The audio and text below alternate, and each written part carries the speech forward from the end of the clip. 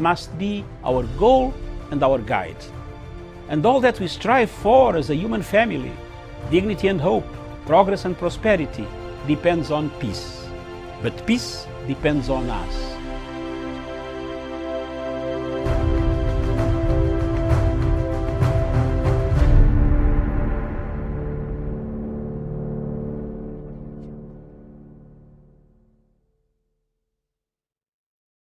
A very good afternoon to you, and thank you so much for joining us this afternoon. The show is Diaspora Dispatches, where we get to look at the news making headlines across the continent this afternoon. My name is Miriam Mugutu, and thank you so much wherever you're watching us from. And if there's anything that you would like for us to talk about, please share with us on the comment section, and I'll be happy to share with the rest of the world. So let's just get to it, and we start with the news from Cameroon. And Cameroon's opposition leader Maurice Kamto has been confined at home for planning Tuesday's anti-government protest. A video showing police vehicles outside the leader's house has been shared online. The leader of the Cameroon Renaissance Movement told Voice of America that he was neither beaten or detained, but feared that he would be arrested if he stepped out of his guarded house. Now, Mr. Kamto called for protests to demand an end to the Anglophone crisis and a reform of the electoral code. Demonstrators were dispersed by police in major towns, and the opposition says one person was killed and several were injured. Mr. Kamto on Wednesday tweeted wishes of speedy recovery to those injured and termed Tuesday's protest as a resounding success. He said the protest was a powerful force and that will continue until President Paul Biya resigns. And still staying with Cameroon, and 4 reporters have been arrested while covering anti-government protests in Cameroon's biggest cities of Yaoundé and Douala. The Cameroon Journalists Trade Union is now working to secure the release of Lindovi Ngio, Rodrigue Ngassi, Tar Maijavis, and Debong Christian, reports the committee to protect journalists. And of course, even as that happens, as I mentioned there earlier, a protester was killed and others injured in Cameroon during yesterday's anti-protest held across the country, according to the opposition's party lawyer. And of course, demonstrators were calling for an end to the Anglophone crisis and a reform of the electoral code. All right, and then we go to Ethiopia, where the Ethiopian parliament has passed a resolution allowing for the country's postponed general election to be held within the span of a year. The new Ethiopian year began on the 11th of September, so the elections will be held before September next year. A parliament passed the resolution during an extraordinary session on Tuesday. 1 member of parliament voted against the resolution and 8 abstained. That is according to the Ethiopian news agency. The country had postponed the elections due to the coronavirus pandemic. And we go to Algeria, where French television channel M6 has called on the Algerian government to lift a ban on its operations in the country after it aired a report of the so-called Hirak movement, a name for protest against former President Abdelaziz Bouteflika. The Ministry of Communication on Monday said the M6 would no longer be allowed to film in Algeria. It described the report on the protest as biased. It also accused the television channel of using false authorization while filming. Now, the report aired on Sunday had included interviews recorded using hidden cameras that showed young people talking about the future of their country. A similar report by French public television channel TV5 on the protest aired last May. It triggered a diplomatic spat between the two countries. The protest started in February 2019 and led the removal of now disposed former President Abdelaziz Bouteflika. We head over to Zimbabwe. An outspoken Zimbabwean opposition figure, Job Sikhala, has been released on bail a month after he was arrested in connection with anti-government protest. Mr. Sikhala was arrested on the 21st of August and charged with incitement to violence. He was wanted by police over the 31st July protest. Mr. Sikhala was released on Tuesday on $50,000 Zimbabwe dollars, that is equivalent to $590 bail, and ordered to stop posting content online or in WhatsApp groups. His party, the Movement of Democratic Change, criticized the bail terms. And then we head over to Mali, where a problem there has been brewing, but maybe, I don't know if they're under control by now. The head of the Mali's military government, Colonel Assimi Goïta, has called on West African leaders to lift economic sanctions imposed in the wake of last month's coup, following the nomination of a civilian interim president.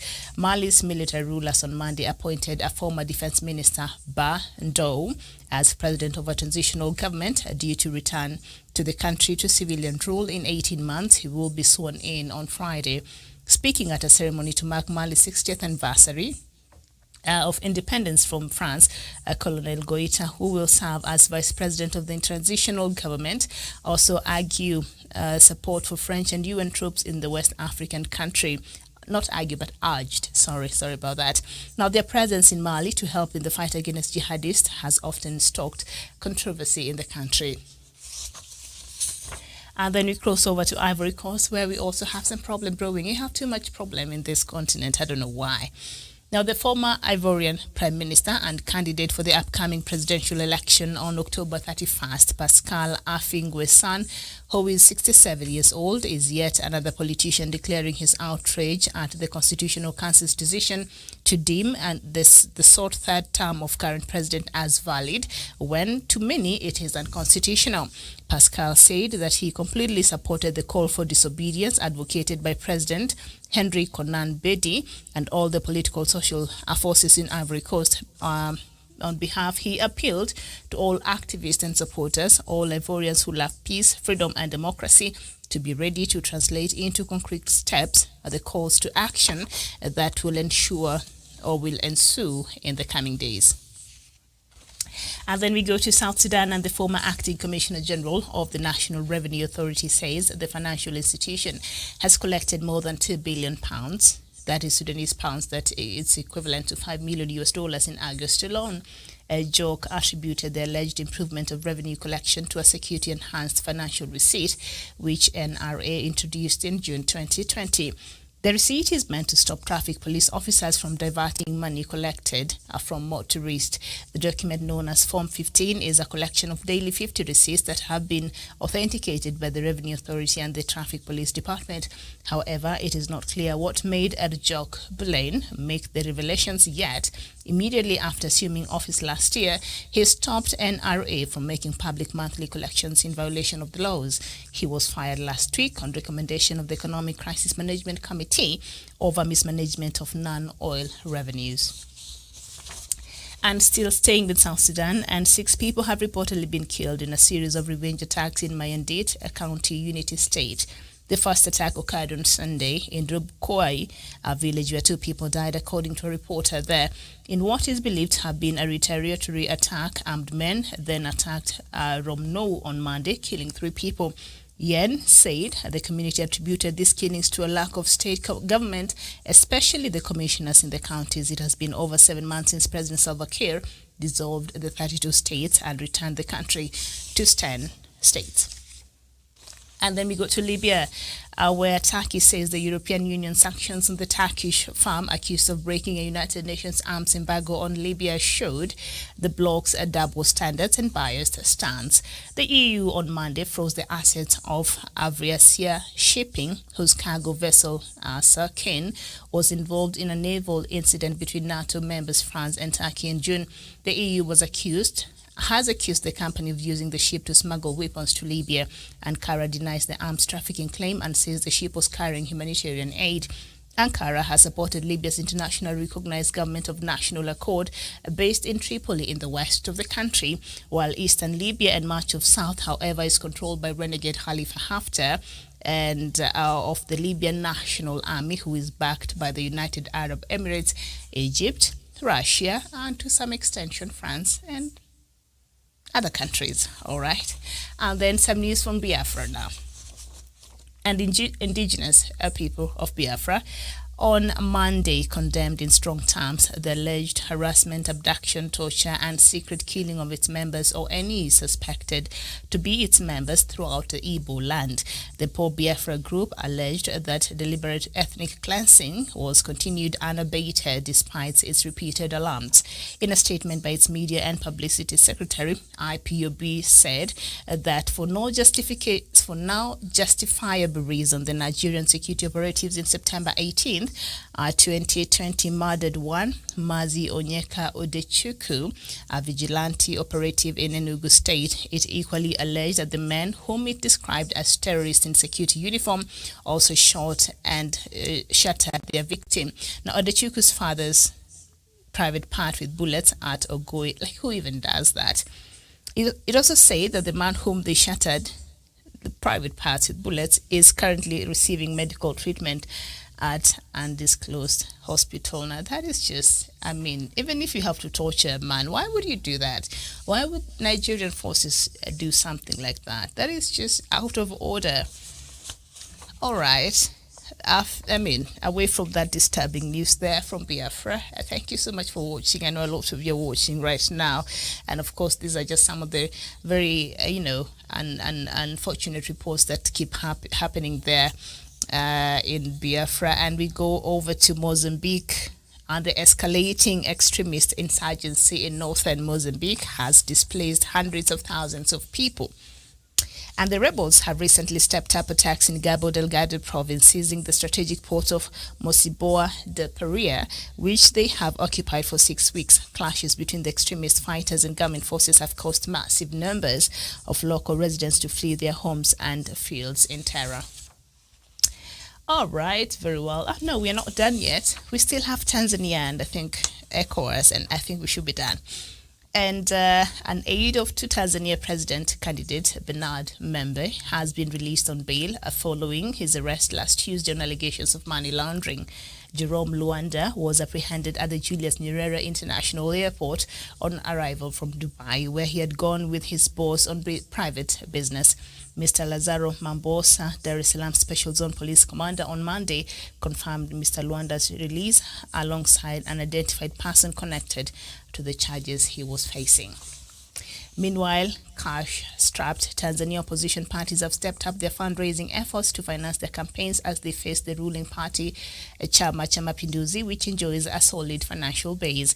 The Alliance for Change and Transparency says it has a huge deficit of about $5.6 million presidential, parliamentary, and councillorship campaigns budget, of course, which it seeks to plug through open as well as clandestine tactics. Now, the ACT-Wazalendo presidential candidate Bernard Membe says his party is fundraising from smart businessmen and well-wishers within and outside Tanzania.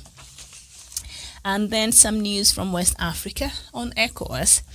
And the Economic Community of West African States, ECOWAS, has gone slow on the adoption of a common currency following divisions on its appropriateness for the region. At the end of the 57th Summit of the Heads of State and Government in Niamey, Niger, on Tuesday, the regional bloc's leaders admitted the decision to launch the ECO may have been rushed. For now, the ECOWAS, which comprises 15 states, said it will take a gradual step towards launching one currency. Incoming chair of the bloc, Nigerian President Muhammadu Buhari, had urged at the start of the summit that the French-speaking countries in the bloc had made unilateral adoption of ECO, leaving out the rest. Now, a communique issued on September 8th said the postponement was done in order to consolidate the achievements and chart a new roadmap for the single currency program. President Buhari had cautioned that the regional currency could be in serious jeopardy unless member states complied with the agreed process. He also expressed concern over the decision of francophone countries that form the West African Economic Monetary Union to replace CFA franc with ECO ahead of the rest of the member states. All right, so there you go. Thank you so much. So I think that in a nutshell is what I had for us this afternoon. What else is happening wherever you are out there where you're watching? Let me just read a few of your comments here. And, that news from Nigeria, from Biafra there, just shook the insides of me. Like, who shot somebody in their private parts? Nigerian army. Like, you should be using that bullet to shoot Boko Haram, who are terrorizing people there in Nigeria. I mean, how do you do that? How is that even okay? Is that what they teach you guys there at your military, academy, or what is really happening? Some things are just unimaginable. Nonso Israel Ezia Makam, thank you so much for watching. Jimmy Prince, a very good afternoon to you, and thank you so much for tuning in. Mike Napo, a good day and a very good day to you. It's actually a very lovely day from where I sit here in the studio. I see the sun is out there, so I just need to hurry up and just go out and bask out in this beautiful sun we're enjoying. It's been a couple of cold days, past a couple of few days ago, but now we see the sun is bright and it's popping over here. All right. Thank you so much. Nwachuku Biafra, very good afternoon to you. And thank you so much for watching. Chichi, you're saying good evening. You're watching from Asia. All right. Here it's evening over there. Thank you so much for watching. It's a lovely afternoon here, about 3:15 p.m. here in Nairobi, East African time. Thank you so much. Jimmy, you're saying Buhari died in 2017. And Nabuife Chiedebere Vincent, good afternoon to you too, and thank you so much for watching. And Ehunaya Idioma, you're saying IPOB is dying in the Nigerian prisons in a day, 30 people more than what will die in that prison. My brother is from one of these their prison, came back and refused to eat because of what he saw. He refused to eat because of what he saw in the prison. So you're saying your brother, was he incarcerated, or he just paid a visit to the prison and what he saw there, really affected him? You're saying he could not even eat. So now this story of the police there in Nigeria shooting this IPOB member and then shooting the father of that young man in his private parts. Like, what is that? Why are we even talking about this? Oh my goodness, that is just, those bullets will do some service if they could get some Boko Haram members there. I think those are the people that have terrorized people there in Nigeria that perhaps, I know nobody is warranted to take anybody's life, but hey, if you were to use a bullet, then perhaps you could direct it towards those people there, all right? So the IPOB, wrote a statement through the Media and Publicity Secretary Emma Powerful, and they said that there's no justifiable reason why the Nigerian security operatives on the 18th of September murdered one person by the name Mazi Onyeka Odechukwu and from the Enugu state, and it equally alleged, say that the men whom it described as terrorists in security uniform also shot and shattered their victim. And now after killing that young man, they went to his father, Odechukwu's father, and they shot him in places nobody should be shooting anybody. I can't even have this conversation with a straight face. This is not okay, this is just not right. And I don't know if we have human rights activists there in Nigeria. I know they're very active in this country called Kenya.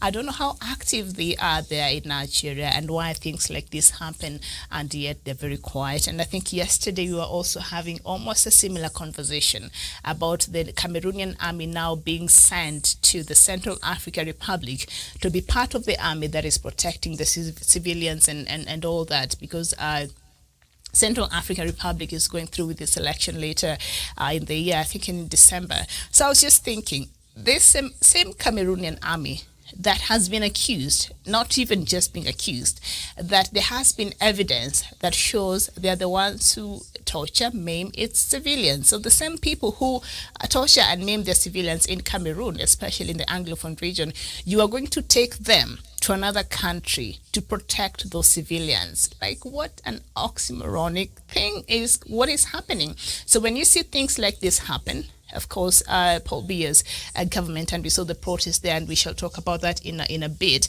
what happened there in Cameroon. And now the opposition leader is still under siege in his house, because yesterday they had organized the protest they're calling for President Paul Biya to leave.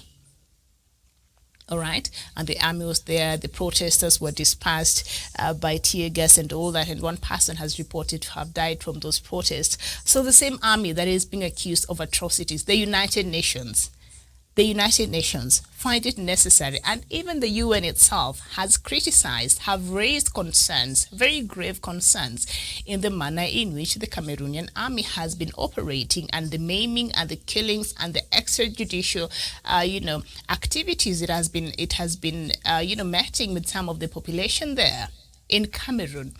So this army that you have been condemning is the same army you feel is fit for you to get part of it and take it to the Central African Republic to protect the citizens there if they cannot even do it in their own country.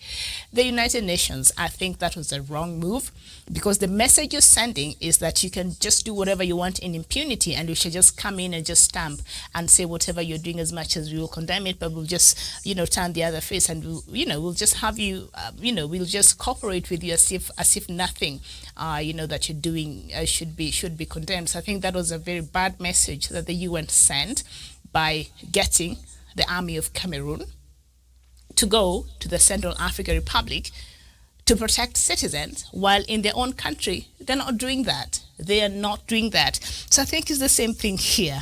These police officers in Algeria who decided to kill this person, and then after killing this person, they went ahead to torture his father by shooting him in places that we shouldn't even be talking about, and now they expect people not to talk about. So I think this is just out of order there.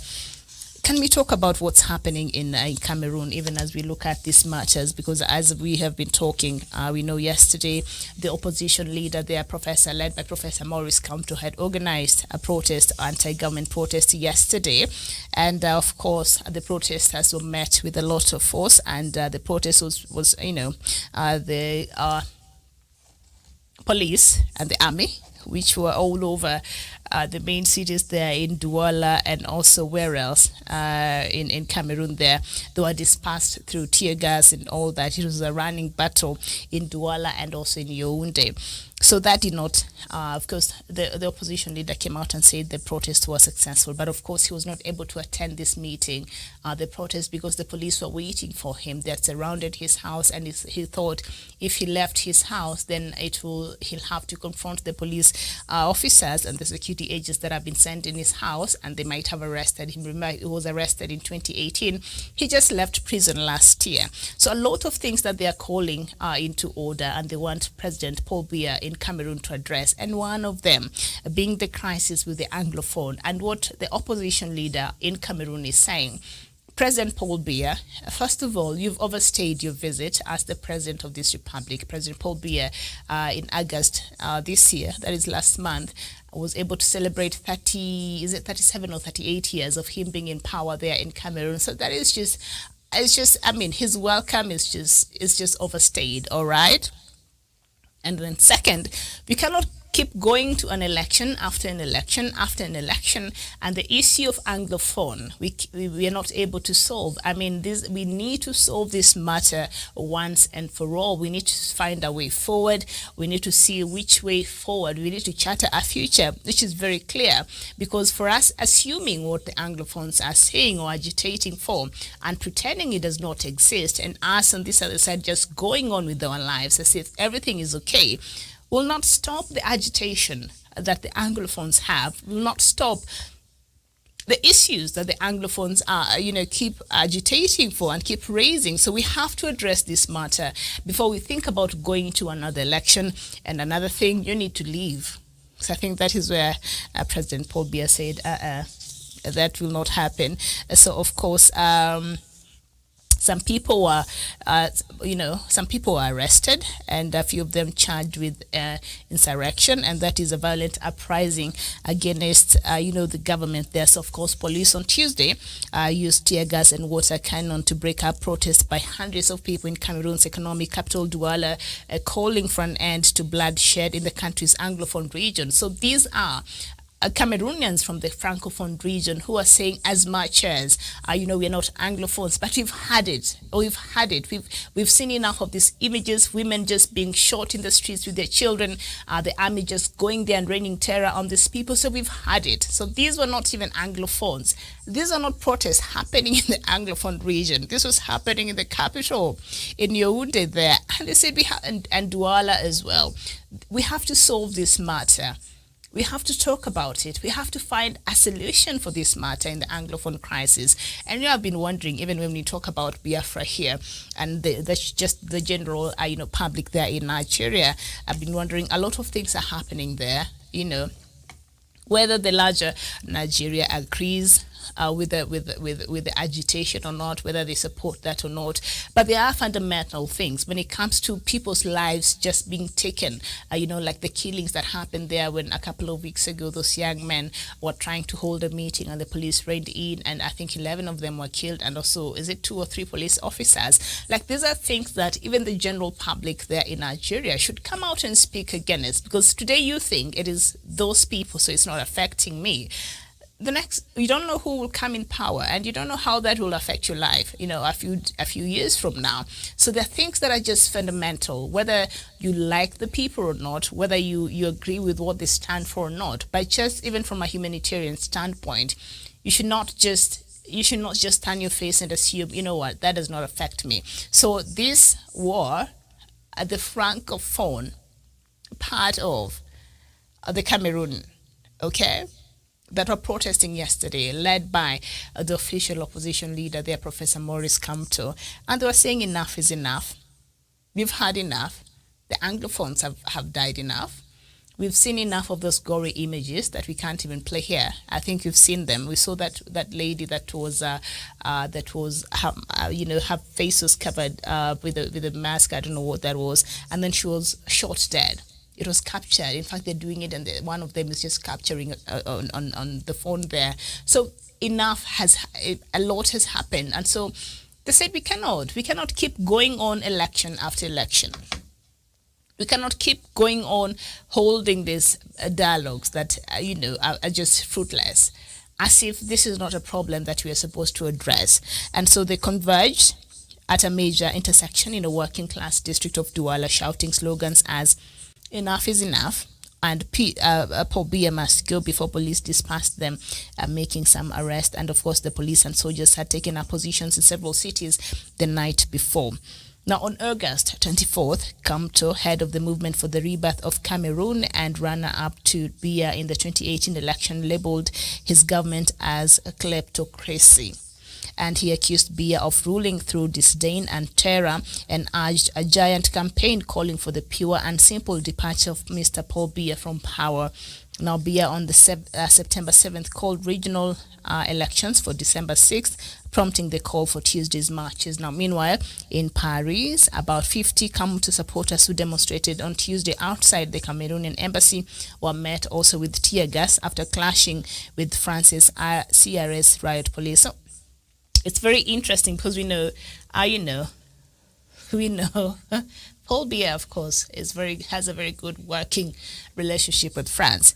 But you would think France, being that it's in Europe, these people that keep telling us about human rights all the time and trying to hold us to a certain standard when it comes to human rights, while in the actual sense, they are the greatest perpetrators of the human rights like you've never known. When you see the wars they instigate, especially in this continent, when you see the strings they pull that plunges several countries in the continent into chaos, they are mass perpetrators of this human rights abuses in this continent, even without even going to other places like the Middle East.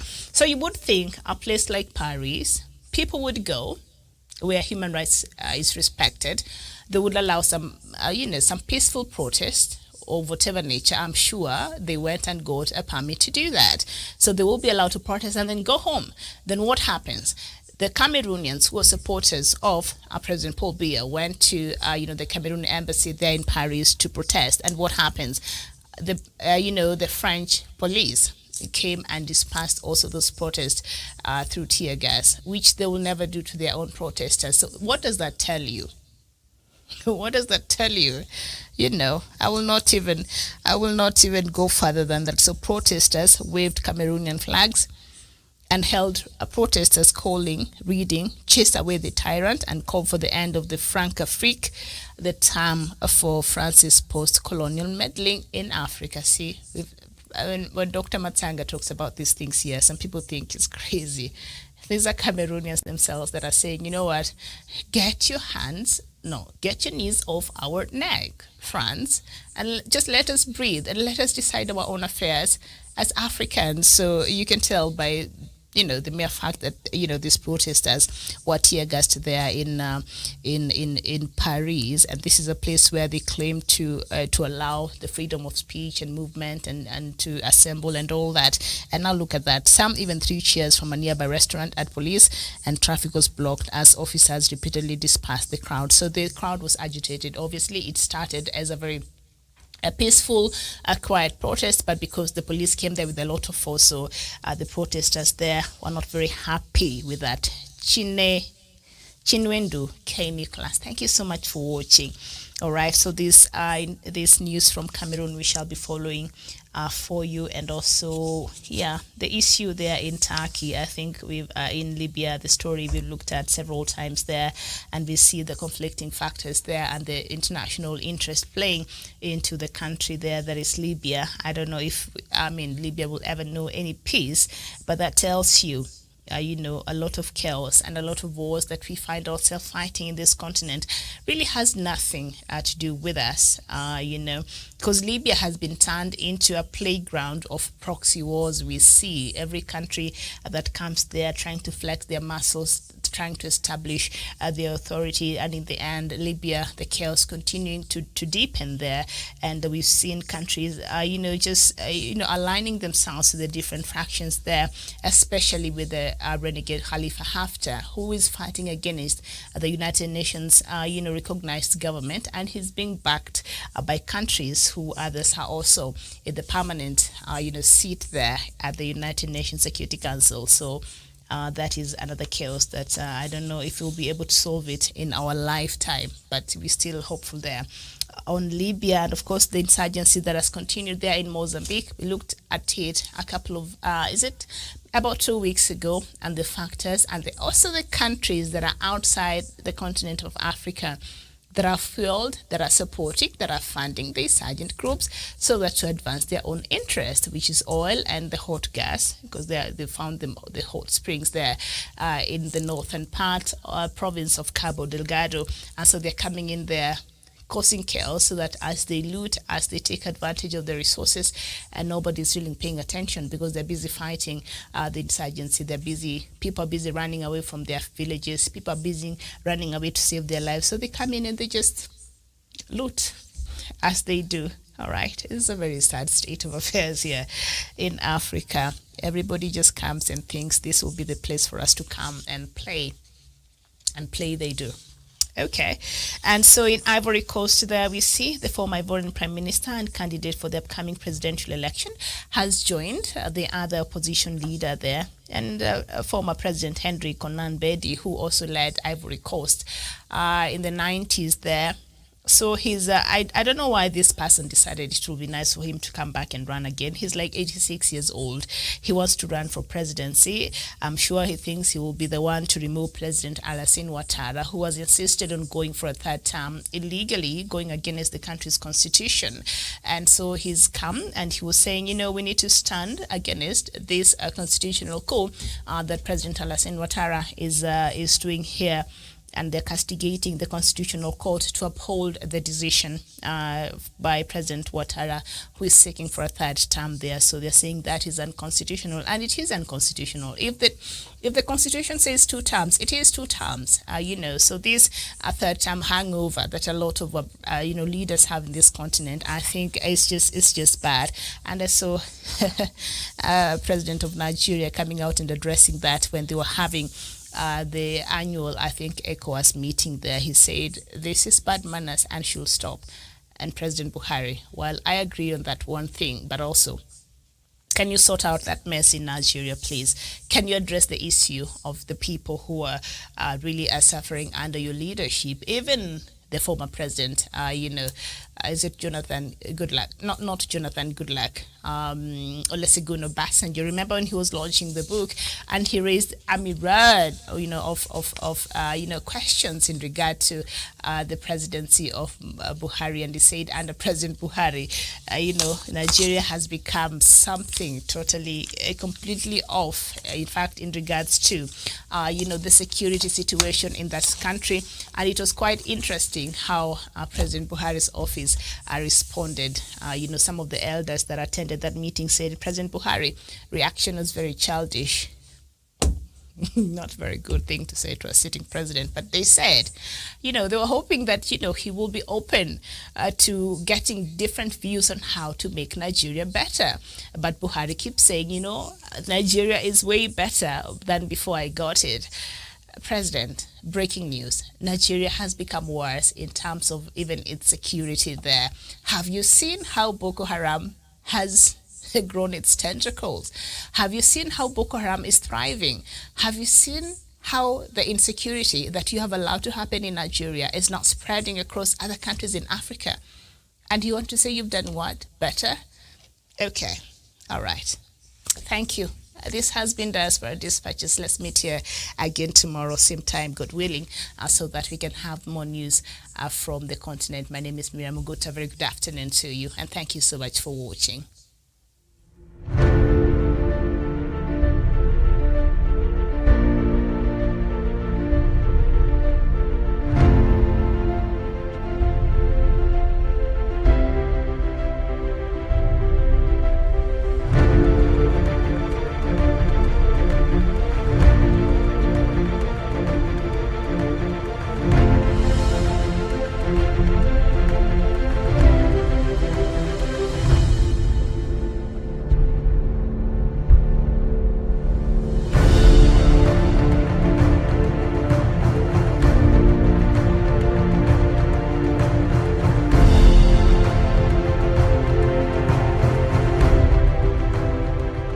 Peace must be our goal and our guide.